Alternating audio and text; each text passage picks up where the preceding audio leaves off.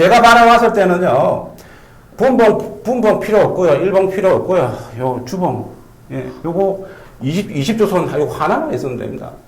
와, 20주 이동 평균선? 네, 요 간단하고 심플하죠.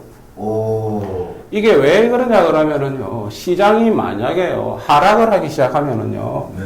이 20조선을 갖다가 반드시 깨게끔 돼 있고요. 어. 만약에 시장이 괜찮다고 한다 그러면은요, 이 시장의 지수 자체는요, 이 20조선 위에서 계속해서 놀게끔 돼 있습니다. 안녕하십니까. 유일한 경제TV입니다. 유튜브입니다. 국민연금 지킴이, 그 다음에 동학개미운동의 어떤 그 전도사이면서도 어떤 그 아낌없는 그 지지자로서 오늘도 이렇게 유튜브 앞에 섰습니다. 오늘 이 시간에는요, 오늘 또 선물옵션 6월물 동기만기일이기도 했고, 참 우연이네요.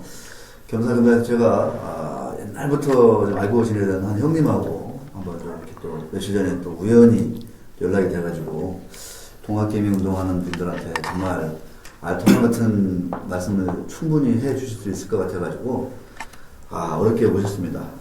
우리증권, 옛날 한빛증권 아시는 분들은 아실 거고 한 20대, 30대만 해도 좀 잘 모르실 것 같아요. 우리증권, 한빛증권, 그 다음에 한양증권, 그 다음에 NH투자증권을 거치면서 20년 동안 증권사 제도권에서 선물옵션 그 상품 딜러를 하셨고, 지금은 일반 법인에서 자금 운용을 하고 있는, 네, 우리 김병웅, 네, 우리 저의 그 형님과 함께 했습니다. 안녕하십니까? 예, 반갑습니다. 네. 예. 이렇게 뭔가 채널, 매차 이런 거 이렇게 앞에 쓴 게 얼마 만이에요? 거의 한 10년 됐습니다. 예. 하여튼, 그, 제도권 상품 딜러를 한 20년 넘게 하셨잖아요. 네. 다시 그때로 가고 싶다던가. 그때 사실은 대단했잖아요. 저도 기사를 몇 썼던 기억이 나는데, 월별로 승률이 90%다, 95%다, 이런 얘기도 했었고. 검색해보시면, 우리 김병웅, 이렇게, 한양증권, 어떤 우리증권, NH투자증권, 이렇게 검색해보면 아시는데, 옵션 투자하시니까 이제 월별 수익률을 많이 이제 따지기도 하고 그러는데, 일별, 월별, 특히 월별 수익률. 거의 90% 이상에 넘는 아주 엄청난 그 수익률, 성공 그런 확률을 또 자랑하셨고, 이건 팩트니까. 그 시절이 그립진 않으십니까? 예, 저도 사실은 그 시절에는 그런 시절 자체가 또 매매도 너무너무 잘 됐었고, 그런 시절이 영원할 줄 알았는데, 그게 결코 영원하지는 않더라고요.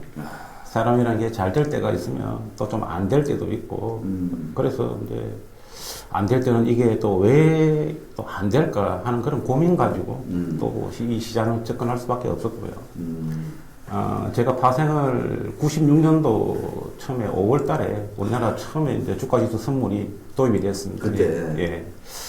그때부터 지금까지 이렇게 매매를 해오고 있었고, 그리고 97년도 8월 달에 우리나라 그 주가지수 옵션이 네. 처음으로 이렇게 도입이 됐기 때문에, 예, 거의 지금까지 하면 오늘이 공교롭게도 만기입니다만, 거의 한 280번 가까이 그렇게 만기를 맞이하지 않았는가. 예, 그런 생각을 하고 있습니다. 280번의 만기? 예, 예. 와, 가장 많이 이 코리아 지수 옵션 만기를 경험한 사람이 아닌가? 예, 그건 확실한 것 같습니다. 왜 그러냐 그러면. 기네스북이다, 기네스북. 예, 97년도 8월 물부터 해가지고 지금까지 만기를 봐왔으니까. 계속 한 번도 안 빼고? 한 번도 제가 안 빼고 휴가도 가본 적이 없기 때문에. 네.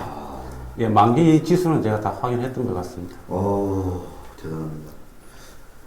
그냥 정확한 엑셀을 돌리시고 계시겠지만 280번인데 이 만기일날 만기 결산에서 마이너스야 몇 번이나 된 것 같아요? 그래서 이제 이게 저는 그렇게 생각합니다. 네. 이게 많이 이기는 것도 어차피 또 중요한데. 맞아요. 예, 질 때는 또 왜 지는지. 그러고 이제 처음에 이제 저희들이 시작했을 때 그 시장 환경하고 지금은 너무나도 지금 많이 좀 달라져 있습니다. 예, 달라져 있기 때문에 이 달라진 환경 하에서는 처음에 제가 세웠던 이 전략 자체도 계속해서 이렇게 변화를 또 줄 수밖에 없는 거고요. 지금도 시장이 계속해서 진화하고 있는 것 같습니다.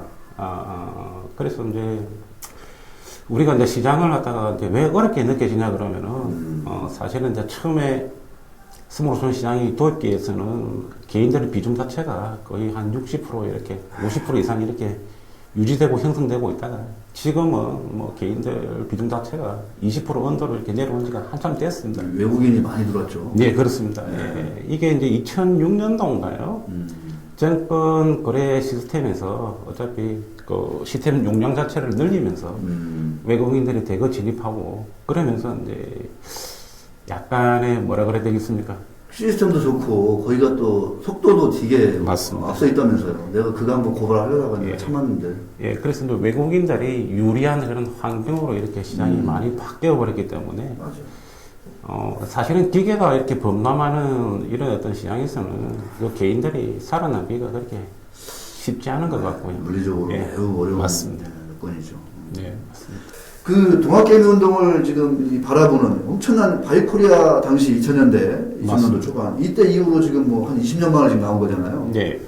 이거를 바라보는 우리 김병웅 형님의 어떤 그 단상이랄까, 느낌이랄까, 감상이랄까 어떻습니까? 사실은 이전에는 이렇게 이제 자금 자체가 뭐 자산 운용사를 중심으로 한 뭐 펀드 쪽으로 이렇게 자금이 많이 몰렸죠. 맞아요. 예.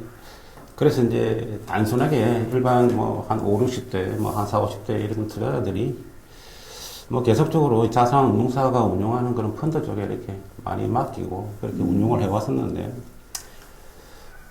이런 자산 운용사 자체가 사실은 그런 개인 투자자들한테 그렇게 많은 신뢰를 갖다가 주지 못한 게 아닌가 하는 그런 실망감이 이번에 많이 좀 작용을 좀 한 것도 사실이고요.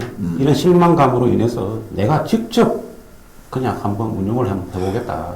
그러고 이전처럼 그 정보 자체가 좀 폐쇄가 많이 된 게 아니고요. 요즘에는 정보가 너무 많아서 사실 문제죠. 너무 많아요. 예. 그래서 이 넘쳐나는 정보가 과연 사실인지 아닌지 뭐 이런 것부터 해서 뭐 그냥 일반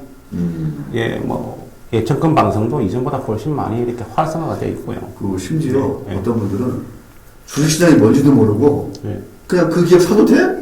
네. 이렇게 해가지고 그냥 주식 사버린대요. 예, 맞습니다. 주식시장이 뭔지도 모르고. 맞습니다. 그리고 강상구 PD가 요새 강상구 PD한테 막 주식 사야 되냐 팔아야 되냐 막 전화가 지금 막 쇄도하고 있대요. 심지어 우리 강상구 PD한테. 곤란합니다, 진짜. 그러고. 예, 처음에는 뭐 3월달에 이렇게 지수가 많이 하락했을 때는 뭐 단순하게 삼성전자를 사자. 네. 삼성전자를 사자 그랬다가 생각보다 삼성전자가 이렇게 올라가지고 안고 있으니까 일반 뭐 그러면은 삼성전자를 대체할 수 있는 일반 뭐 지수 펀드 뭐 이렇게 지수 ETF, 예. 뭐 레버리지나 뭐 인버스나 뭐 이런 쪽으로 해서 또 한번 접근을 한번 해보자. 원유가 많이 빠져가지고 한때는 또 맞습니다. 원유 ETF인지 뭔지 또 한번. 지금도 관심 있는 사람 많은 것 같습니다. 예, 맞습니다. 그래서 뭐 제 생각에는요, 어떤 생각이 좀 드냐 그러면, 개인들이 어차피 1등은 할 수가 없습니다, 사실은요. 예, 내가 가진 어떤 역량이나 정보나 이런 지적 이런 자원들 자체가 내가 굳이 1등을 하려고 하니까 굉장히 힘들고 피곤하고 지금 그런 현상들이 벌어지고 있거든요. 예, 그래서 굳이 우리가 수익률이 됐든 어떤 측면이든 1등을 하려고 하니까 굉장히 힘들고 내가 남보다 잘할 수 있다는 그런 어떤 뭐 약간의 믿음 비슷한 것들이 이렇게 지배를 하고 있으니까 힘들고 있는데, 마음을 조금만 이렇게 한 템포 내어서 내가 굳이 1등 할 필요 없다. 한 중간 이상만 가자. 지금도 마찬가지입니다. 사실은 지수가 저점 대비해서 금방 아까 말씀하신 대로 50% 이상 상승했지만, 과연 내가 그러면은 이 기간 동안에 50% 이상 수익을 거양했느냐고 한다면, 그거는 또 별개의 문제거든요. 그렇죠. 예. 그럼 단순하게 지수가 50% 이상 떴다 하는 거는 종목을 했다 그러면은 뭐 100%든 200%든 막 그렇게 수익을 거행하는 투자자들이 지천에 늘려야 되는데 또 막상 또 그렇지도 않거든요. 네. 예. 그래서 제가 좀 더 이렇게 안타깝게 생각하는 거는 뭐냐 그러면 저점에서 이번에 잘 잡았습니다. 사실은 1430에서 잘 잡았죠. 예, 개인들 이번에 정말 잘했습니다. 잘했는데 제가 안타까운 거는 뭐냐 그러면은 1430에서 한 1500 사이 여기서 이제 잡은 사람들이 막상 지수가 올라가니까 또 매도 타이밍에 대한 고민을 많이 하고 있죠. 그렇죠. 예, 그렇게 하고 있다가 지수가 1800이 넘어가고 1900선 이렇게 가까이 오니까 이제는 지수가 다 오지 않았는가. 한 번쯤은 매도를 해서 예, 또다시 이제 기회를 엿보고자 하는 그런 투자들이 자연스럽게 많이 생길 수밖에 없거든요. 네. 그래서 이제 그냥 팔기만 하고 그냥 수익을 챙겼으면 다행인데 그 타이밍에서 또 이제 예, 인버스를 또 과감하게 또 투자한 사람들은 저점에서 한 300포인트 먹은 걸 갖다가 이번 고점 대비해서 바라본다 그러면 또다시 한 300포인트 이상 날아가 버리기 때문에 고버스 있잖아, 고버스. 예. 2배짜리. 예, 맞습니다. 특히 뭐 인버스도 한 배짜리인 사람들은 그나마 다행인데 예, 두 배짜리인 사람들은 뭐 그냥 예, 외려 저점 대비해서 지수는 올라갔는데 내 계좌나 내 수익률은 뭐 이렇게 참 별 볼 일 없는 그런 어떤 상황이고요. 지금도 마찬가지입니다. 인버스 투자하신 분들은 지수가 이제 어떻게든 학수고대하게 한번 내려가게 그렇게 기도를 하고 계시는데요. 뭐 매일매일 기도하겠죠. 네, 맞습니다. 딱 심플하게 어떻게 딱 몇 가지 질문. 지금 지수가 이제 50% 넘게 올랐잖아요. 저점에서. 네. 자, 이 동학개미운동에 나선 투자자분들은 이 시점에서 참 애매할 수도 있고 할 텐데 애매하잖아요. 사야 될까요? 아니면 뭐 팔아야 될까요? 이런 어떤 뭐 아주 1차원적인 질문을 드린다면 어떤 답을 조언을 예, 이제 제가 여기서 어떻게? 예, 제가 이제 모든 분들이 궁금하게 생각하시는 거하고 그리고 이제 제가 이제 증권회사 다니면서 이렇게 조금 어려운 용어를 써가면서 그렇게 얘기를 할 수도 있습니다만 지금 제가 이제 말씀드리고자 하는 내용은 아무것도 모르는 그런 어떤 초보 예, 투자자분들 입장에서 왕초보한 분들한테 예, 가급적이면 전문 용어 안 쓰고 굉장히 쉽게 한번 풀어나가 보도록 하겠습니다. 네. 예, 풀어나가 보고 지금 투자자분들이 가지는 그런 고민이나 이런 부분들도 지금 생각해 보면 기준이 없어서 그렇거든요. 네. 예, 그런 기준을 갖다가 우리가 그럼 어떻게 그럼 세워야 될 건가. 네. 그러고 일반 기준이라 그러면은요, 투자자분들 좀 착각하는 게 있는데, 모든 이제 투자자들이 처음에 이제 주식 공부를 하면서 접하게 되는 게 바로 이제 이평선을 비롯한 어떤 기술적인 지표들이죠. 네. 예, 그래서 뭐, 처음에는 이제 뭐 이평선을 쳐다보고 있다가, 그 다음에는 뭐 스타캐스트도 보고, RSI도 보고, MSCI도 보고, 뭐 여러 가지 지표들을 참조하면서 자기 나름대로 일단 필성 전략이라고 하면서 이렇게 지표들을 만들고 있는데요. 제가 이제 조금 궁금하게 생각하는 거는 뭐냐, 그러면요. 자, 강성훈 PD님. 네. 이제 드디어 여기서 이제 우리 김병훈 기사님이 드디어 이제 약간 짤막한 강의를 통해서 이 시기 동학개미 운동에 나선 우리 수많은 개미들에게 정말 왕초보들도 들으면은 아주 무언가 신선할 수도 있고 아주 강한 전기파 같은 그 충격을 좀 받을 수도 있는 그런 말씀을 한번 강의 형식으로 한번 해주겠다고 하니까 우리 강상훈 PD 카메라를 좀 이동해서 그렇게 진행하도록 하겠습니다. 네. 네. 예, 뭐 하여튼 특별한 내용은 아닌데요. 제가 이제 그동안 한 20몇 년간을 하면서 느꼈던 것, 요거를 조금 풀어보려고 하는데, 사실은 이제 우리가 이제 뭐 그동안 오랫동안 만났던 동생 부탁 아니면 제가 이런 자료를 굳이 뭐 이렇게 만들 필요도 없고요. 그리고 굳이 제가 그동안 가져왔던 거를 갖다가 이렇게 뭐 이렇게 풀 필요도 없었는데 뭐 그래도 우연찮 좋은 기회에 뭐 개인들을 이제 위해서 그리고 이제 제가 앞으로 매매를 하면 얼마나 더 하겠습니까? 예, 그래서 좋은 취지로 어차피 한 번쯤은 제가 이 시장에서 느꼈던 감정이나 소외들에 대해서 조금만 밝혀보도록 하겠습니다.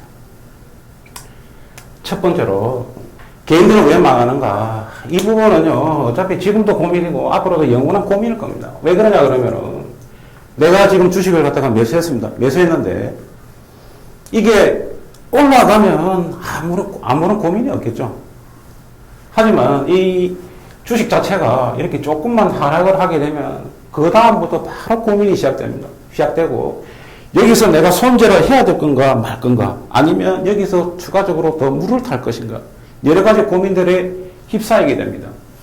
그런데 한 가지 분명한 사실은 뭐냐 그러면은요, 지금까지 주식을 갖다가 많은 세월 동안 이렇게 해오신 분들이 왜 손해를 보는가를 이렇게 바라보시면은요, 주식을 매수했기 때문에 손해를 보는 거 아니겠습니까? 그죠?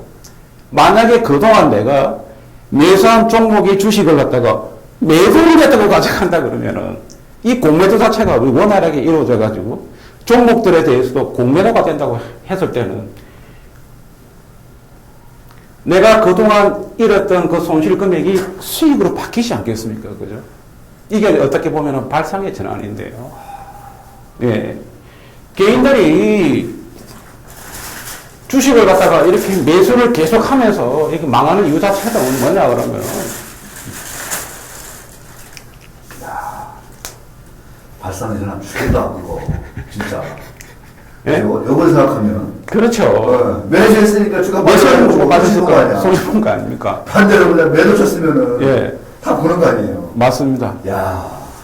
예, 그래서 사실은 주식을 매수를 했기 때문에 고민하는 거거든요. 네. 예, 맞습니다. 또다시 두 번째 보면은 뭐냐 그러면은 예를 들어가지고 지금 현재 주식뿐만이 아니라 ETF 중에서도 지수가 상승할 때 수익을 내는 레버리지라든지 이런 펀드 아니면 하락했을 때 수익 나는 인버스 같은 경우에도 마찬가지거든요.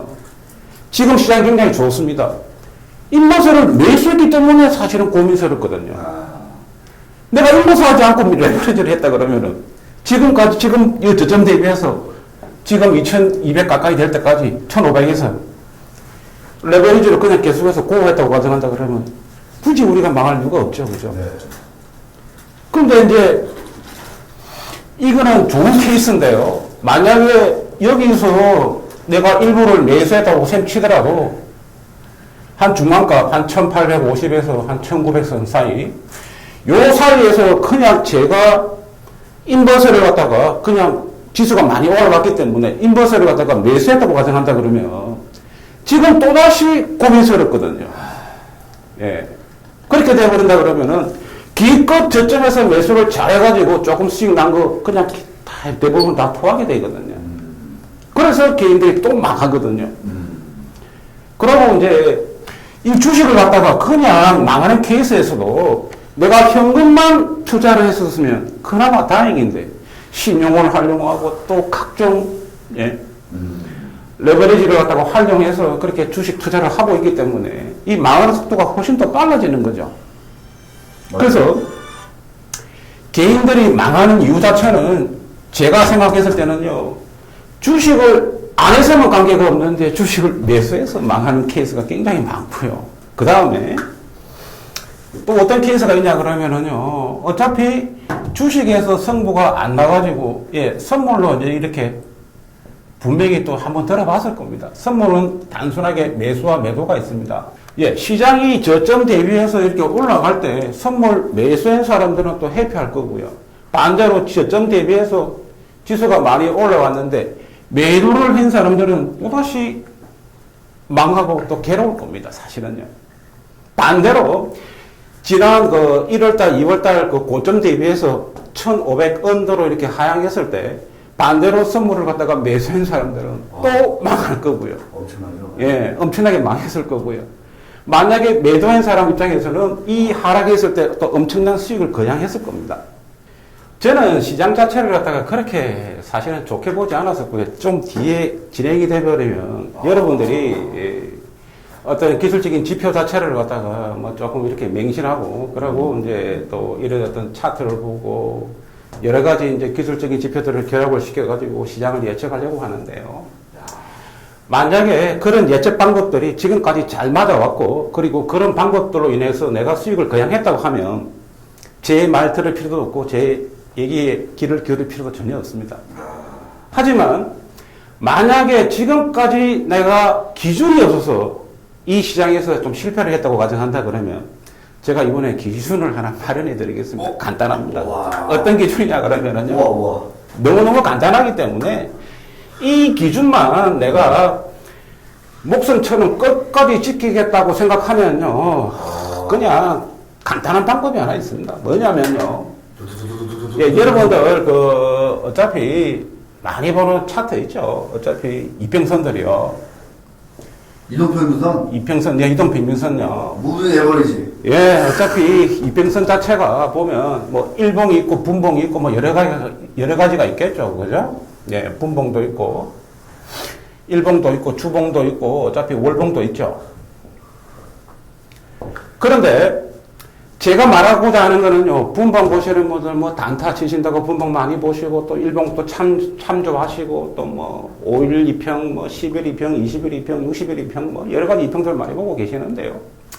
제가 바라봤을 때는요, 분봉 필요 없고요, 일봉 필요 없고요, 요 주봉, 예, 요거 하나만 가지고서 우리가 기준을 세울 수가 있습니다, 사실은요.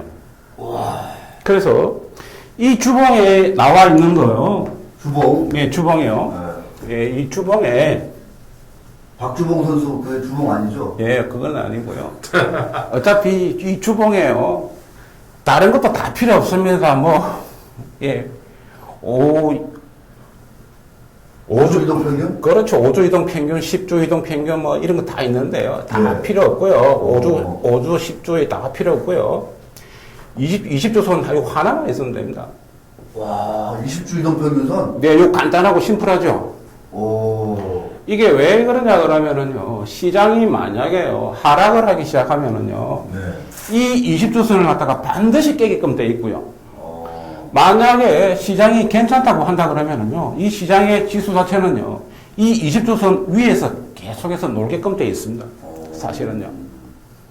그래서 조금 지나간 얘기입니다만, 앞으로도 또 이런 일이 또 벌어지고 또 반복적으로 계속해서 이렇게 행해지기 때문에 여러 개인 투자가 분들이요, 무슨 나는 이런 기술적인 지표를 갖다가 해석하고 분석하는데 노하우가 없다고 가정한다 그러면은요, 요거 하나만이라도 그냥 계속 쳐다보고 있으면요, 지금 시장 상황이 어떠한 상황인지 금방 알아낼 수가 있습니다. 왜 그런지 잠깐만 설명해 주시면. 자, 이게 왜 그러냐 그러면은요, 네. 20주선 자체가 이게 기간적으로 이렇게 몇 개월이냐 그러면은 어차피 4주짜리가 어차피 5개가 있어야 20주선이 되는 거죠. 네. 그러면은 우리가 일반적으로 한 달을 4주로 본다 그러면은 대체적으로 한 4개월에서 한 5개월 정도, 예. 정도 계속해서 진행되는 주가의 그 평균 자체가 바로 20주선으로 반영이 되고 있는 거죠. 네. 예, 그러면은요, 이 20주선이 왜 그러냐 그러면은요, 나는 이 20주선이 뭔지도 모르겠다. 그러면은요, 증권사 자기가 사용하는 그 HTS에다가 이렇게 20주선 켜보면은요, 지금 대략적으로 한 1980선 전후에서 아마 움직이고 있을 겁니다. 예. 그런데 지금 오늘 뭐 종가 자체가 거의 뭐 180인가요? 한 네. 요 정도 수준 된다고 하면은 아직까지도 갭 자체가 거의 한 200포인트 가까이 갭이 있습니다. 네. 그 말은 무슨 말이냐 그러면은요, 이 갭이 있다 하는 거는 뭐냐 그러면은요, 사실은 주가는 1980선 자체가 무너지기 전까지는요, 어찌됐든 간에 하락할 때마다 상방의 입장에 서는 게 맞습니다.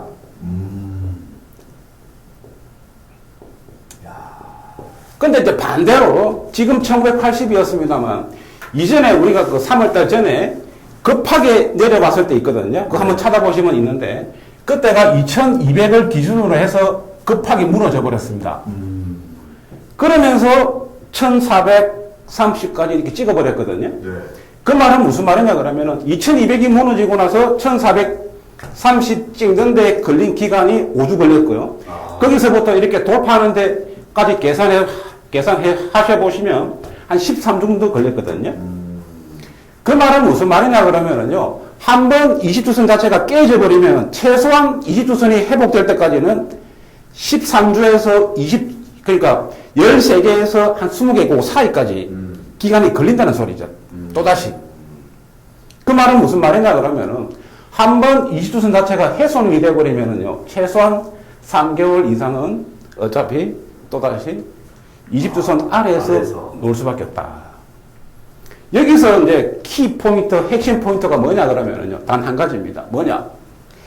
이 20주선이요, 처음 깨졌을 때, 처음 돌파했을 때, 강공으로 그냥 밀어붙이는 겁니다. 왜? 이게 만약에 위에서 계속해서 지수가 놀다가 20주선 무너지면은요, 최소한 이 20주선 자체가 회복될 때까지는 시장이 만만치 않다는 소리죠. 그리고 20주선 자체가 처음에 무너졌을 때 들어가는 게 그나마 굉장히 좋았다는 거죠. 이번에도 마찬가지입니다.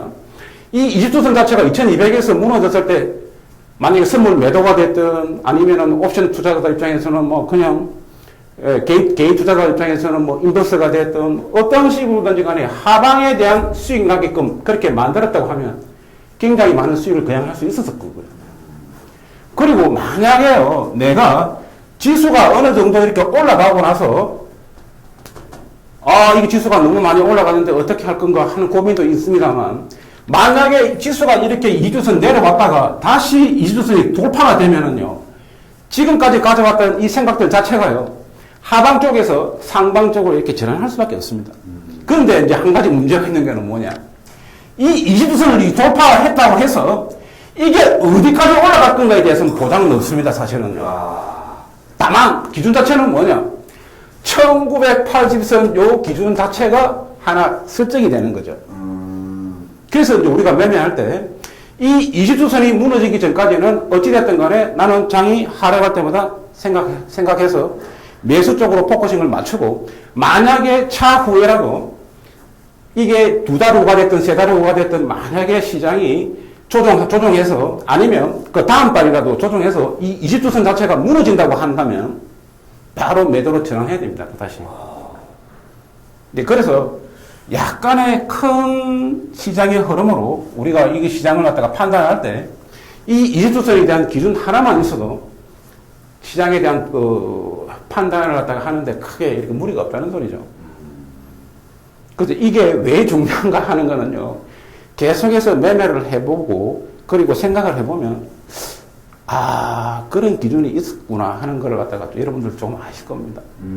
이거는요, 어차피 계속해서 앞으로 이 시장이 없어지지 않는 한은요, 계속해서 아마 유효한 지표로서 계속해서 아마 작용을 할 겁니다. 다만 지금 현재 한 가지 제가 걱정스러운 거는 뭐냐. 이 20주선하고 지금 현재 주가 형성된 거하고는 괴리가 좀 많이 심하기 때문에 충분히 여기서는 조정도 고려를 해야 된다 하는 거는 있습니다. 그러나 조정을 고려해야 된다고 해서 주식을 다 팔아버리고 이렇게 하면 절대 안 됩니다. 왜거든요? 이 선 자체가 무너지지 않았기 때문입니다. 살아있기 때문에. 어쨌든 빠지면 좀 상방으로 좀 포지션을 잡는 그런 전략이 필요하다. 그래서 여러분들은 고민하시는 게 뭐냐 그러면은요, 이 시장이 얼마나 갈까 말까 이거는 고민할 사항이 아닙니다. 뭐가 고민해야 되냐 그러면은요, 과연 이 선이 무너졌을 때 내가 그러면은 포지션을 과감하게 청산할 수 있느냐 없느냐, 이런 어떤 기준만 설정하면 된다는 소리죠, 사실은. 네, 그래서 어차피 이거 뭐 별거 아닙니다. 사실은 별거 아니고 뭐 다 그런데 어차피 예를 들어서 저 20주선이 그러니까 지수가 코스피 지수가 코스피 200이나 코스피 지수가 저 20주선을 지금은 뭐 상당히 큰 괴리로 위에 있는데 어느 시점에서 저 아래로 뭐 하향 돌파할 수 있을지 그런 걸로 예측하는 것도 사실상 좀 만만치 않다. 만만치 않은데요. 대략적으로 본다 그러면은 이게 이제 시장이 만약에 이제 좋은 시장이라고 가정한다 그러면은 어차피 4개월이든 5개월이든 아니면은 심지어 뭐 1년이든 이렇게 계속해서 가져갈 수가 있습니다. 처음에 이게 2016년이죠. 그때 11월달, 12월달 이때 주봉상으로 20주선 자체가 돌파가 되고 나서부터 계속해서 2017년, 18년 초반까지 그렇게 계속해서 옹공한 상태로 이렇게 밀어붙여 버렸거든요. 그래서 이 20주선 자체가 깨지기 전까지는요, 섣불리 시장에 대한 고점을 예단하지 마시고요. 시장을 갖다가 끝까지 어디까지 가져가는지 한번 지켜보시고, 만에 하나 이게 깨진다고 가정한다 그러면은요, 또 몇 개월간 힘들겠구나 생각하시고, 깨지는 첫 번째 봉에서 그냥 매도하시기 바랍니다, 사실은요. 반대로 깨졌다가 다시 한 번 더 20주선 자체가 돌파되면은요, 돌파되는 첫 주 또 금요일날 종가로 바로 들어가시기 바랍니다, 사실은요. 그래서 초기 대응, 첫 번째 대응, 요것만 지켜주시면 나름대로 하나의 기준은 분명히 우리가 세울 수가 있는 거죠. 자, 이거 진짜 공부 많이 해야 되겠다. 예, 그런데 사실은 이거 뭐 일반 투자자들이 모르는 게 아니고 그냥 다 알고 있습니다. 사실은요. 다 알고 있는 걸 갖다가 어차피 나는 몰랐어. 어? 나는 몰랐어. 실천을 뭐 하는 뿐이죠. 예? 참고도 알았냐? 몰랐어요. 아, 이게 너무나 쉬운 거고, 사실은, 이제, 저는 사실은요, 어떤 지표 자체를 잘 보지 않습니다, 사실은요. 왜 지표를 안 보냐, 그러면은요, 이런 선물이나 옵션을 갖다가 매매하시는 분들은요, 이렇게 오랫동안 매매하시는 분들은요, 뭐만 보면 되느냐, 하면요, 호가창 하나 보고 매매합니다. 그렇죠. 여러분들 좀 이상할 것 같은데요. 주식도 아마 잘 하시는 분들, 오래 하시는 분들은요, 다른 거 보지 않습니다. 호가창 하나만 보면 오늘의 주가가 대충 어떻게 흘러갈 건가, 올라갈 건가, 내려갈 건가, 대충 감각이 오고요. 판단이 가능합니다. 아, 그동안 나한테 이런 얘기 한 번도 안 했잖아. 왜 그러냐, 그러면은요. 이런 얘기는 안 한 거야, 나한테. 사실은 선물 옵션의 호가창 하나만 봐도요. 아, 이게 진칸지 뻥칸지 대충은 이렇게 이제 경험적으로 이렇게 약간의 감각이 이렇게 올 때가 있거든요. 그래서 진짜로 매매 잘 하시는 분들은요, 이것저것 보지 않는다. 뭐만 보느냐, 호가창만 본다. 예. 호가창 하나만 봐도 사실은 이제 시장을 100% 이렇게 맞출 수는 없습니다만, 그 기운을 읽는 거고, 에너지를 읽는 맞습니다. 이 호가창에서 보면, 왜 호가창을 보냐 그러면은요, 주식도 마찬가지고 선물도 마찬가지인데 매도 매수가 있지 않습니까? 그죠? 그러면은 계속해서 이렇게 체결되는 거 보면은 매도의 힘이 강한지 매수의 힘이 강한지 우리가 호가창을 통해서 알아낼 수가 있습니다. 그러면은 시장이 하락을 하지만은 이게 만약에 내가 시장을 갖다가 하락시킬 의도를 갖고 있다 그러면은 이 매수효과를 잡아 먹으면서 내려가죠. 사실은요. 이 매도효과에 걸쳐놓고는 매매를 하지 않거든요. 맞잖아요. 매도 효과에 수량이 안 쌓여 있다. 그렇죠. 그래서 이제 매수 효과를 잡아먹는 거. 그렇죠. 잡아먹고 있죠. 그런데 만약에 시장이 괜찮다고 한다 그러면은 이 매수가로 그냥 수량을 대해가지고는 체결이 안 되겠죠. 그죠? 그러니까. 그러면은 바로 매수가를 잡아먹어야 이게 시장이 또 올라가겠죠. 그러니까 매수 전략이 많다고 해서 저게 좋은 시그널은 아닌 거니까. 왜 그러냐 그러면은요, 허수 매매가 많기 때문에, 허수 주문이 많기 때문에 단순하게 그 수량만 가지고 우리가 판단하는 건 아닙니다. 그 체결량이 있거든요. 이 체결량을 보고, 아, 이게 어떤 거는 보면은요, 너무너무 골 때리는 게 뭐냐면, 이 매수가 분명히 1000개, 2000개 사이에 있는데, 10개, 20개만 그냥 체결돼 버리면 다 취소를 해버립니다. 그러면, 이게 나는 이 매수 세력이 강하고 풍부할 줄 알았는데, 바로 순간적으로 뚫리면서 그냥 게임이 끝나버리거든요. 시장이 이렇게 하락할 때 보면은요, 이 매수가 이게 잔량 자체가 큰 의미가 없습니다, 사실은요. 얼마만큼 체결이 들어오느냐. 호수다. 허수다. 그리고 체결되는 이 속도 자체도 굉장히 빠릅니다, 사실은요. 예, 그래서 매매를 잘 하시는 분들은요, 어차피 이 호가창 하나 보고 매매를 하고 이렇게 저렇게 판단을 내리고 해도 크게 무리가 없는데요. 일반 이런 거를 갖다가 잘 모르시는 개인분들 같은 경우에는 뭐 또 지표를 켜놓고 뭐 5일선이 무너졌니, 3일선이 무너졌니, 30분봉, 10분봉, 5분봉, 3분봉 쳐다보고 앉아가지고 얘기해봐야 사실은 후행지표고요. 실질적으로 지금 현재 주포들은 시장을 내리기 위해서 공격을 하고 있는데 그 공격에서 어떻게 그러면 방어하는 세력이 있는가 없는가를 판단해서 그냥 바로 들어가고 이런 식으로 많이 움직이거든요. 그래서 뒤에 기회가 되면 이 호가창으로 이제 매매하는 방식에 대해서도 조금 제가 설명을 해 드릴 수가 있고요. 그리고 이제 개인들이 세 번째로 이제 조금 한 번쯤은 아마 다 들어보셨을 겁니다. 이번에 뭐 옵션 시장에서도 거의 뭐 6월 3일인가요? 그때 이제 선물이 거의 한 10포인트 가까이 이렇게 들었을 때 하루에도 그냥 한 뭐 40배, 50배 그 이길까지 만약에 포지션을 끌고 갔다고 가정하면 거의 한 100배가 넘는 그런 어떤 수익을 이렇게 나오곤 하는데요. 기본적으로 이제 개인 투자가들이 이 옵션 시장은 막연하게 위험하고 어떻게 저떻게 하는 얘기를 들었는데 그리고 이 옵션이라고 얘기한다 그러면 막연하게 어렵다 하는 그런 생각들 때문에 우리가 이제 이거를 접하지 않으려고 하는데요. 옵션 시장도 마찬가지 개념이 마찬가지 똑같습니다. 뭐냐 그러면은요. 아마 이거는 들어보셨을 겁니다. 콜 옵션, 풋 옵션.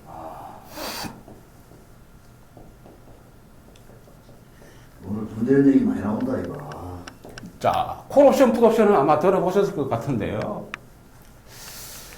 자, 단순하게 한번 생각을 해보겠습니다. 뭐, 콜이라고 그래가지고, 뭐, 콜택시 부르는 콜이 아니고요.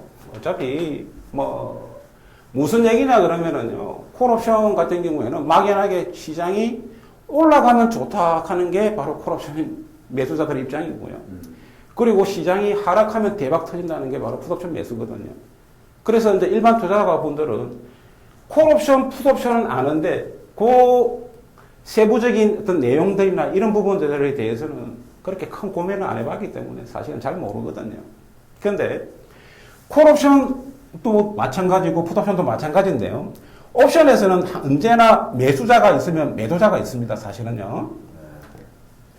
풋옵션도 마찬가지고요. 매도가 있습니다. 그러면은 예를 들어서 콜옵션 매수자 입장에서는 시장이 올라면 좋다면서요. 그러면 이 매도자가 없으면 이 매수가 체결이 안 되겠죠. 예, 그래서 콜옵션 매수자 입장에서는 매도자가 있어야 어차피 올라가는 개념이거든요.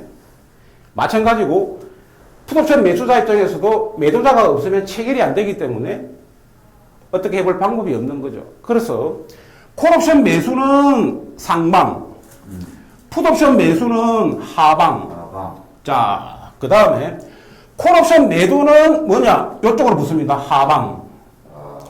풋옵션 매도는 뭐냐? 이쪽으로 붙습니다. 상방. 예. 그래서 콜옵션 매수하고 풋옵션 매도는 같은 편. 그리고 풋옵션 매수하고 콜옵션 매도는 같은 편. 예. 그래서 요거 4가지 정도는 아셔야 됩니다. 사실은요. 그래서 제가 금방 말씀드린 대로 콜옵션 매수하고 풋옵션 매수는 상방. 콜옵션 매도하고 풋옵션 매수는 하방. 예, 예. 요 정도는 아셔야 됩니다, 사실은. 그렇죠. 예. 그래서 어차피 요 정도는 어차피 아셔야 된다는 생각을 제가 갖고 있고요. 그러면은, 자, 한번 생각을 한번 해보겠습니다. 제가 이 투자자들이 아까 제가 왜 망하는가부터 해가지고 조금 설명을 드렸습니다만, 개인들이 좀 편하게 매매할 수 있는 방법은 과연 없는가? 네. 영원한 숙제죠, 그죠? 밤에 고민하지 않고, 발 뻗고 잘 수 있고, 그러고 시중에 지금 금리 자체가 너무 낮기 때문에, 약간만 우리가 시중 금리보다 높으면서, 발 뻗고 편하게 자면서, 향후 한 20, 30년간을 갖다가 이렇게 대비하는 그런 어떤 매매 기법이나 방법은 없는가? 있어요? 아마도. 주식시장에서 그런 게 있어? 그래서 이제 그런 부분들에 대해서 저도 이제 계속해서 고민을 많이 해봤었는데요. 뽑고 편하게 잘 수 있는 주식시장 투자 전략이 있다는데요, 강상욱 PD님. 예, 그래서 이제 그런 매매 방법에 대해서 여러분들은 뭐 제가 뭐 단순하게 얘기하면 저런 방법이 어디 있느냐고 이렇게 말씀하실 수 있습니다만 이 시장은요. 여러분들이 아는 게 다가 아니고요. 여러분들이 조금만 노력하고 생각을 대한 그 전환만 해준다 그러면 충분히 20, 30년간을 갖다가 충분히 발 뻗고 자면서 충분히 매매할 수 있는 방법이나 전략들도 분명히 있다. 그럼 당신은 왜 지금까지 그럼 이 방법을 했느냐 안 했느냐? 사실은 저도 안 했습니다. 왜? 매매 방식은요, 여러 가지 방식이 있습니다. 사실은요. 한정된 자원 가지고요. 그런 방식들이 있기 때문에 제가 다른 방식을 구사해서 그렇게 매매를 많이 해오다가 왜 이런 생각을 갖다가 하게 되느냐 하면요. 이번에 그 동학개미들이 너무 많이 진입하면서 얘네들이 향후에 20, 30대가 20년, 30년간을 갖다가 장기적으로 복리 개념으로 그렇게 접근할 수 있는 방법이 뭐가 있겠는가를 계속해서 제가 고민해 보다가 내린 결론입니다. 사실은요. 예. 그래서 뭐냐 그러면은요. 어차피 저는 왜 매매를 안 하냐 그러면은요. 아까도 말씀드렸다시피 선물 매수 매도를 하게 된다 그러면 호가창만 보면 되고요. 콜옵션, 풋옵션을 갖다가 매매한다 그러면은요. 그것도 역시 결제월별 시세표만 보면 매매가 가능하거든요. 예. 그래서 뒤에 만약에 이제 기회가 조금 있다고 가정한다 그러면은 이 옵션 시장에서도요. 기본적으로 매매하는 방법은 너무너무 간단하고 단순한데 시장을 우리가 끌고 가면서 해석을 잘 못하기 때문에 굉장히 어렵거든요. 그러면 우리가 그럼 해석을 어떻게 할 것인가 하는 이 부분도 있는데요. 다음에 이 옵션에 대한 어떤 개념이나 시세표를 가지고 과연 어떤 행사 가격들이 고평가되어 있고 저평가되어 있고 고평가 저평가 고평가 저평가가 지금도 계속해서 실시간으로 이렇게 벌어지고 있거든요. 조금씩 정도의 차이가 있거든요. 이게 많이 벌어졌다 작게 벌어졌다 하는 요 차이밖에 없는데 사실은 요러한 것들을 끄집어내 가지고요. 고평가되어 있는 거는 매도, 저평가되어 있는 거는 매수 이런 식으로 해가지고 그냥 단타 개념으로 섞어서 이렇게 운용을 하더라도 충분히 우리가 이제 바라는 수익이 조금씩 이렇게 나올 수가 있기 때문에 굳이 이런 방법을 제가 생각을 안 해봤고 있었는데요. 이번에 저 동학개미를 보면서 네. 야 어떻게 하면 정말 길게 주식을 투자하면서 원하는 그런 그 안정된 수익을 좀 가져갈 수 있을까 라는 거를 계속 이제 고민했다는 거잖아요. 그죠? 네, 그래서 네. 만약에 이런 게 그러면 있는 게 이런 어떤 이게 만약에 정상적인 가격의 스큐 곡선이라고 가정한다 그러면은 이런 게 과연 있는가 없는가 여러분들 궁금하시죠? 과연 이런 게 시장에 그러면 있다고 한다 그러면은 그냥 우리가 아무것도 하지 않고 발 뻗고 자면서 수익을 거행할 수 있는 게 있다고 이런 생각이 들잖아요. 합리적인 시장에서 정상적인 시장에서는 이런 일이 벌어지기가 힘듭니다, 사실은. 예, 힘든데 과대한 그 고평가 저평가가 그죠? 이 과도한 고평가 저평가는 언제 일어나느냐? 옵션 변동성이 극대화되었을 때. 이번에 그 3월달에 급락하면서 우리 얘기하는 VIX 있죠. V 코스피라고 그러는데 그게 순간적으로 한 100 가까이 떠버렸죠. 빅스. 예, 빅스가. 보통 30 이하가 우리가 안정권이라 그러거든요. 그리고 시장이 더 안정적으로 움직일 때는 20 이하로 움직입니다. 그렇게 움직이고 있던 것들이 80, 90까지 이렇게 가면서 이런 극단적인 고평가, 저평가가 일어날 수가 있거든요. 자, 그러니까 지금 현재 이제 옵션 결제물이 끝나버려가지고 그 앞에 자료는 제가 보여드릴 게 없습니다만 만약에 여러분들 기회 되시면요. 제 말이 사실인지 아닌지 한 번만 그 과거 시세만 보면 이런 것도 있구나 하는 걸 갖다가 알 수가 있는데 그것만 제가 잠깐만 하나만 소개해 드리도록 하겠습니다. 뭐냐면요. 이런 얘기는 하면 안 되는데요. 진짜. 왜 하면 안 돼? 하세요. 이게 왜 그러냐 그러면은 설마 우는 거 아니야 지금? 울진 않은 거지 지금? 이런 이야기를 하게 되면은요. 네. 제가 할 게 별로 없어지거든요. 가면 갈수록. 그래서 그래도 할 수 없습니다. 할 수 없는데 지금 아마 너무 혼자만 보려고 그러면 안 돼요. 아마 한 번쯤은 살펴보면 금방 알 수 있습니다. 뭐냐면은요. 이번 12월 옵션 만기되는 거요. 12월? 12월입니다. 왜 12월이냐 그러면은요. 앞에 거는 이미 지나가 버렸기 때문에 제가 보여드릴 수가 없습니다. 여러분들 확인할 방법도 별로 없고요. 그렇지. 예, 그래서 12월. 12월 옵션에 보면은요. 콜 옵션 네. 여러분들 한번 찾아보세요. 400짜리가 있습니다. 400? 예, 400짜리. 지금 저희 거래돼요? 이게 거래가 되고 있거든요. 조금씩. 와우. 이 400이라는 개념은 뭐냐 그러면은요. 재밌네. 코스피 200 지수가 400이라는 말이거든요. 그러니까. 예, 행사 가격이. 네. 그러면은 이 행사 가격의 400은요. 우리나라 그 주가 지수로 환산을 해보면 한 3,000포인트가 넘습니다. 와, 저게 거래가 된단 말이에요 지금? 예, 거래가 되는데 이 400짜리가 3,000포인트가 넘거든요. 그러면은 지금 현재 지금 6월달이죠. 6월달인데 6개월 뒤에. 12월달까지 이제 거래일수로 며칠 남았느냐? 여러분들 헷갈리시죠? 정확하게 영업일수로 126일 남았습니다. 126일. 126일이거든요. 126일인데 골딱판 남았네 진짜. 여러분들 한번 생각 한번 해보세요. 자, 과연 3천 가겠다. 우리가 12월 달까지 3천이 안 가면 이기는 게임이지 않습니까? 콜옵션 매도자 입장에서는. 그렇지. 맞죠, 그죠? 가면 죽는 거지. 가면 안 되지만 안 가면 이기는 게임 아닙니까? 그죠? 그렇죠. 그런데 너무너무 신기하고 골 때리는 게 뭐가 있냐 그러면은요.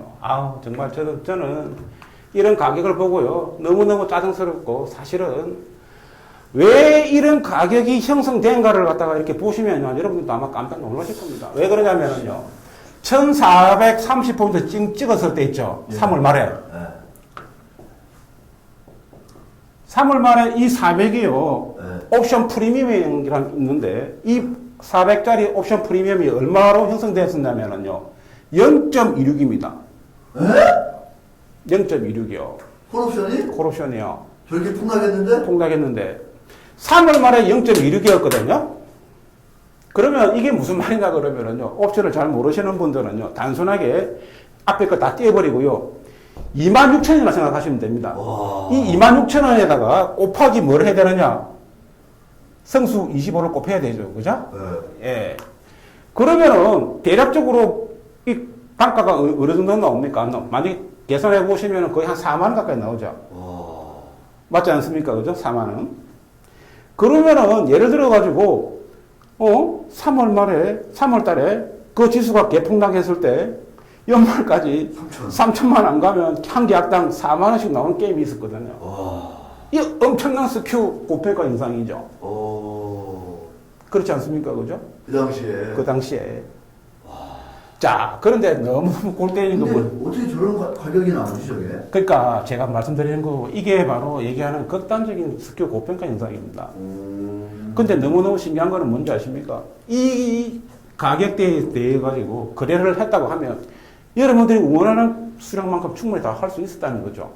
유동성도 있었어요. 유동성도 있었다는 거죠. 그때 전화 왜 안 했어요? 전화를 하시는. 자, 그러면은 또다시 제가 말씀을 드려봅니다. 아니, 저런 일이 자, 근데 이게 너무너무 골 때리는 게 뭐가 있냐 그러면은요. 말도 안 되고. 지수가요. 2200 있죠? 2200. 2200. 2200 이게 지금 2200이잖아. 지금 말고 이제 2월 달에요. 2월 달에 2200 찍었을 때 이 가격이 얼마였냐? 궁금하시죠? 대충 한번 찾아보시면요. 0.13에서 0.16으로 움직였습니다. 와. 그런데 이 2200일 때 0.13, 0.16, 심지어 0.10까지도 갔었는데요. 엄청 났네. 이게 갑자기 지수가 하락을 했는데 이게 두 배로 뛰어버렸어요. 와. 이게 반대로 가지 않습니까? 그죠? 그러니까. 이게 지금 1000원에 가도 지금 현재 0.01 가도 무방한 종목이 0.1까지 뛰어버렸습니다. 이게 이제 극단적인 변동성 스킬거든요. 지금 저 콜옵션 지금 저 12월물 400은 얼마예요? 프리미엄이 혹시? 자, 궁금하다. 이게 어제까지요. 0.2, 2만 원 하다가요. 오늘 지수가 조금 내려가가지고 얼마에 끝났냐 그러면은 아까 제가 어제 보니까 0.16인가요? 와. 야, 이거 0.16이 끝났죠. 그러면 무슨 말이냐? 자, 한번 이제 제가 반대로 한번 생각해 보겠습니다. 1431대 0.16인 게 2200인데 0.16이다. 그러면은 이 종목은 매도만 하면은 어차피 만기라는 게 있기 때문에 장이 결국에는 하락해도 먹고 상승해도 먹는다는 게임이죠. 이게 뭡니까? 가리 잡고 도랑 치고 가지 잡고요. 예. 이런 편안한 매매도 있다는 소리죠. 무조건 이기는 매매죠. 사실은요. 이거를 갖다가 제가 중간에 정리해도 되고 그죠? 그렇죠. 이거를 제가 공개를 하고 싶은 마음이 사실은 전혀 없습니다. 왜? 일반 개인 투자분들은 멀리 있는 종목 잘 안 보고요. 과연 이게 거래가 될까 안 될까, 유동성이 있는가 없는가 궁금하거든요. 와. 근데 진짜 저거가 유동성이 있다는 게 더 신기하네, 나는. 예. 그래서 이게요, 제가 이제 극단적으로 이렇게 이제 12월물 좀 멀리 있는 거를 제가 설명을 드렸습니다만요. 만약에 그때 당시에 그 당월물, 차월물도요, 엄청난 콜옵션에 대한 고평가 현상들이 있었습니다.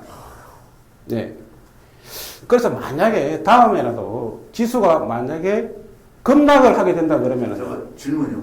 이게 물론 이제 그 어떤 그 비정상적인 현상이다 볼 수도 있지만. 예. 사실 저런 것들이 반복적으로 나타난다면. 예. 지수가 폭락하는데 저렇게 그 외가격 콜옵션이 저렇게 프리미엄이 높게 형성되는 거는 도대체 왜 그런 거야? 그거 그냥 뭐 방치돼서 그런 거야? 왜 그런 거예요? 아닙니다. 이게 이제 변동성 자체가요, 조금 메커니즘에서 좀 이해를 하셔야 되는데요. 자, 우리가 이제 쉽게 얘기해서 양매도라는 게 있습니다. 그렇죠. 자, 양매도라는 개념은 뭡니까? 콜옵션도 매도, 매도. 풋옵션도 매도. 매도. 예, 둘 다 매도하는 게 양매도죠. 예. 그런데, 자, 그러면은요, 이 풀이 자체가 한 개는 2.00짜리, 그럼 20만원짜리, 풋옵션도 20만원짜리를 갖다가 양매도를 했습니다. 양매도를 했는데, 시장이 폭락을 합니다. 예, 폭락을 하면 변동성이 상승하게 되죠. 일반적으로 시장이 안정적으로 움직일 때는 변동성 지수가 하락을 합니다. 근데 폭락을 하게 되면은 어차피 2.00이 2.50, 3.00 이렇게 빠지겠죠. 네. 이렇게 올라가겠죠. 또 올라가죠. 자, 그러면 콜옵션 매도자 입장에서는 어떻습니까? 이게 빠지겠죠. 어느 순간까지는 1.50, 1.0. 1.0. 자, 이런 식으로 빠지다가요. 어느 순간 되면은요. 시장이 급락을 하게 되면은요. 이거는 4, 5, 6, 7 T죠. 네. 이건 더 이상 빠지지 않습니다. 더 이상 안 빠집니다. 꼭 안 빠지는 게 있습니다. 변동성 때문에 안 빠지죠. 왜? 야, 시장이 오늘 이렇게 급락을 했으니까 내일은 한번 좀 반등하지 않겠는가 하는 그런 어떤 약간의 어떤 믿음들이 생기거든요. 그러면서 이게 안 빠집니다. 어느 순간 되면. 그래부터 약하게 빠집니다. 0.98, 0.96. 그러면은 무슨 얘기냐면은요. 이거는 시장이 비교해 봤을 때 엄청난 스큐 고평가 현상이 벌어지고 있다는 소리죠. 네.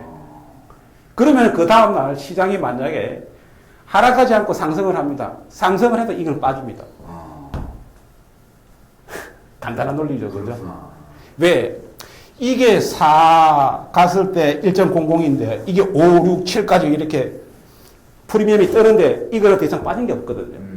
반대로 2포인트, 3포인트 뜬다처럼 치더라도 여기는 빛이 있기 때문에 더 이상 뜨는 게 아니고 오히려 더 빠지는 경우가 대다수거든요. 엄청나게 많습니다. 우리 저 초보자들한테는 조금 어려울 수 있는데 한 주식이라든가 이쪽 파생에 좀 관심 있는 분들은 이런 얘기 들으면 진짜 야 우리 저 이사님한테 그냥 전화하려고 난리 날 것 같아요. 어디서 뭐 하시는 분이세요 지금 막 그럴 것 같습니다. 제가 이제 생각했을 때는요, 사실은 이런 내용들은 오픈하면 안 됩니다. 왜 오픈하면 안 되느냐?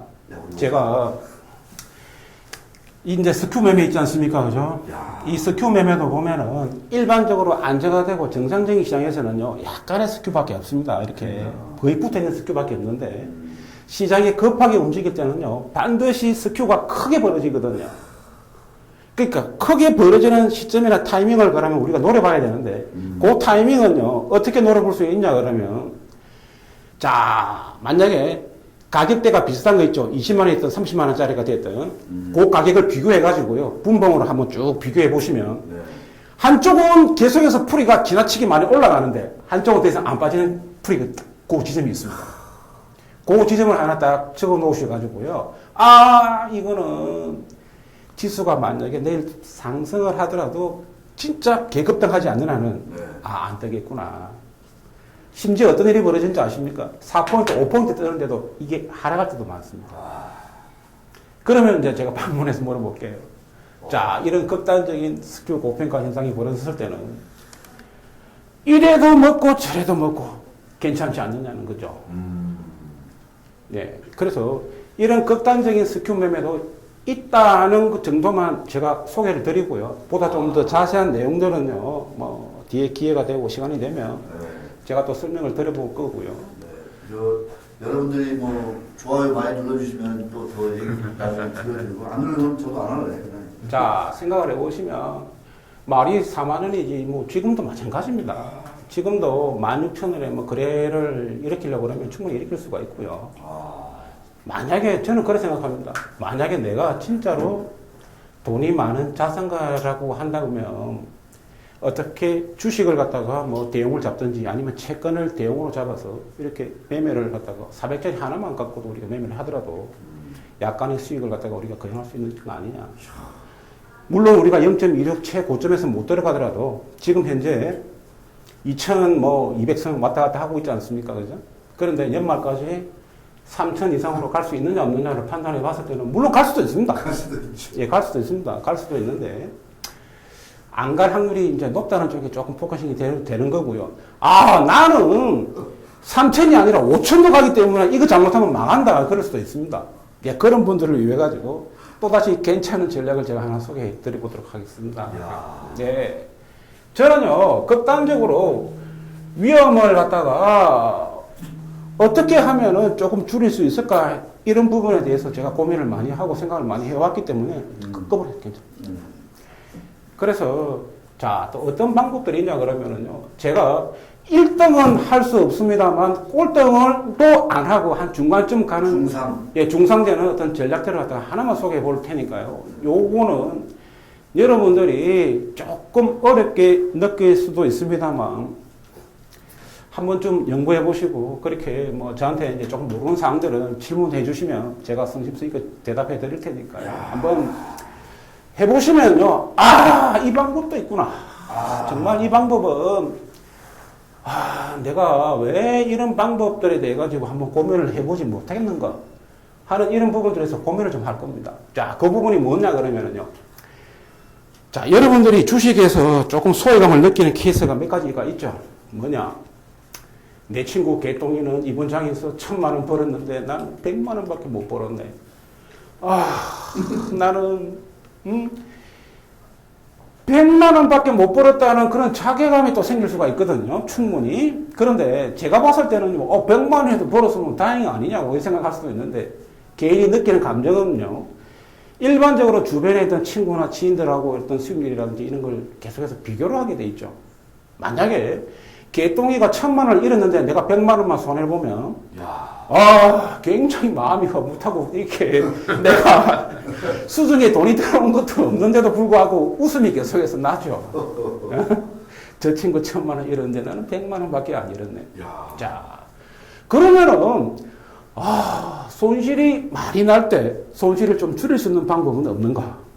아니면 내가 저 친구가 1,000만 원 벌 때 내가 최소한 100만 원이 아니라 3, 400, 400 정도만 따라가더라도 크게 불만이 없다. 충분히 그럴 수가 있지 않습니까? 네. 예.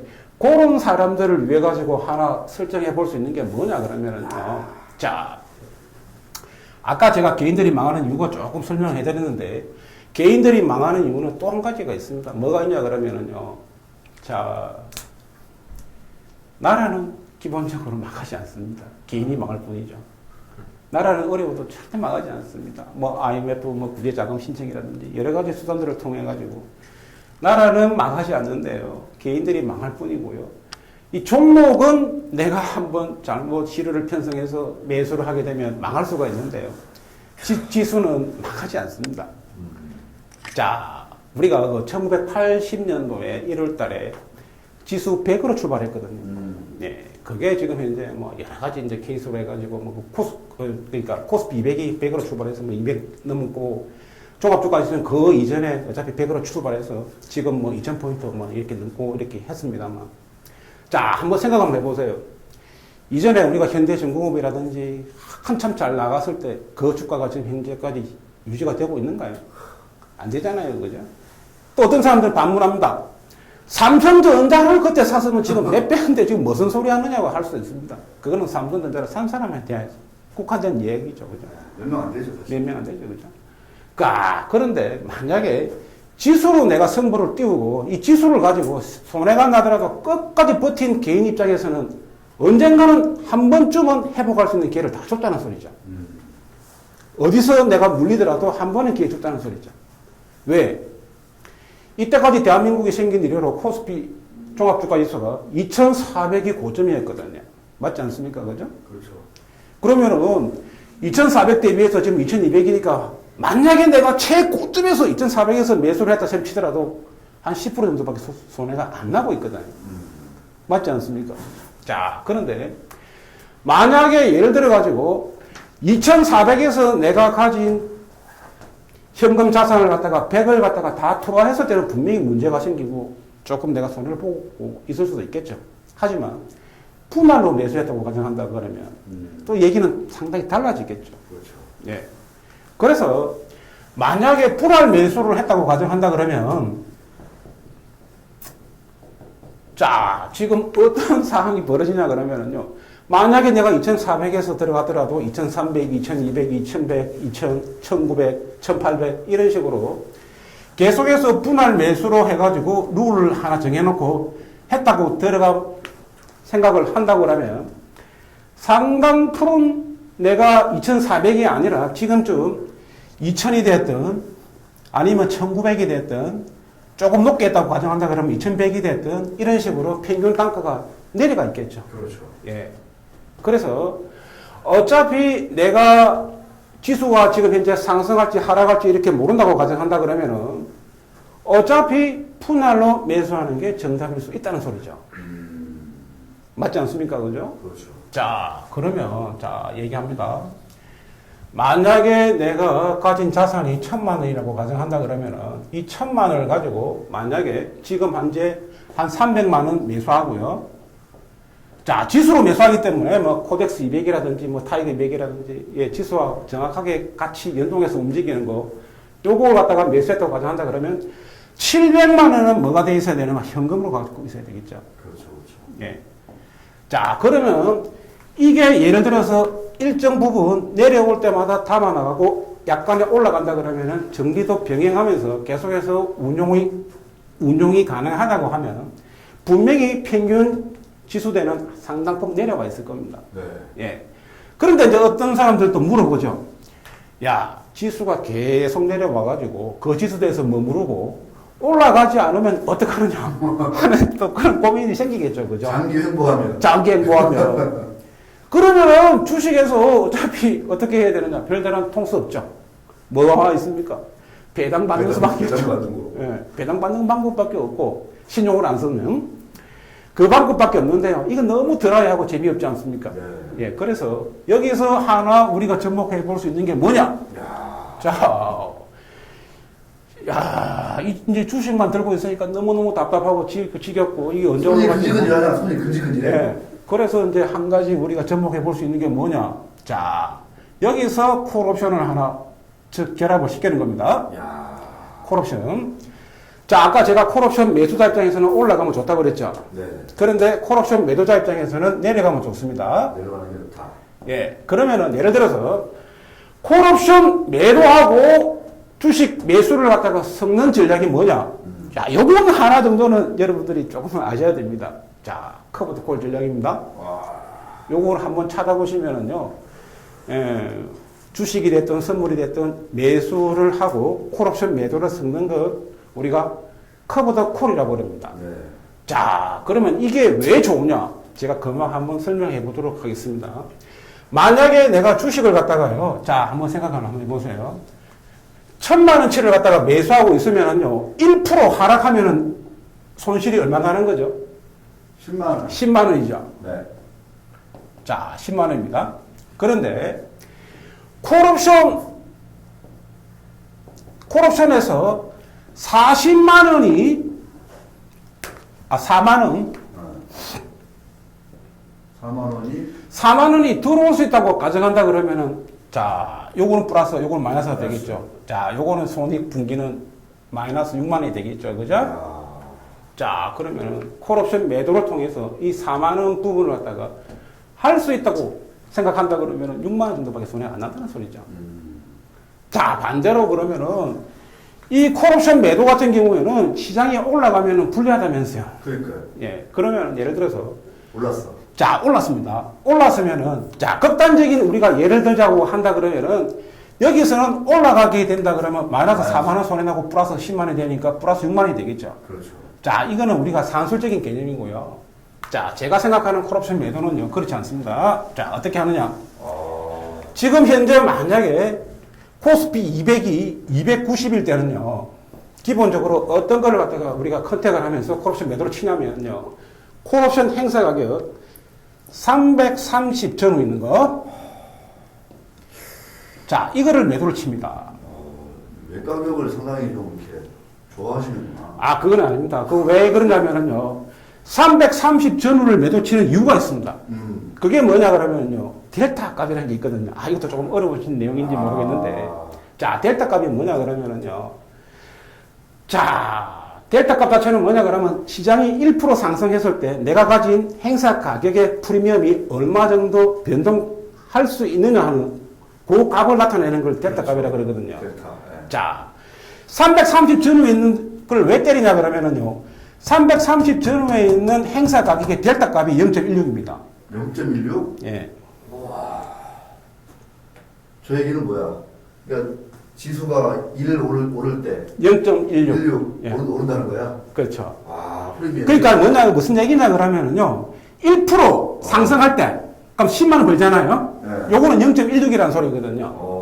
0.16이라는 개념은 뭐냐 그러면 0.16 곱하기 25만 원. 아, 25만 승수. 자성수. 이렇게 하면 얼마 나오느냐? 4만 원 나오죠.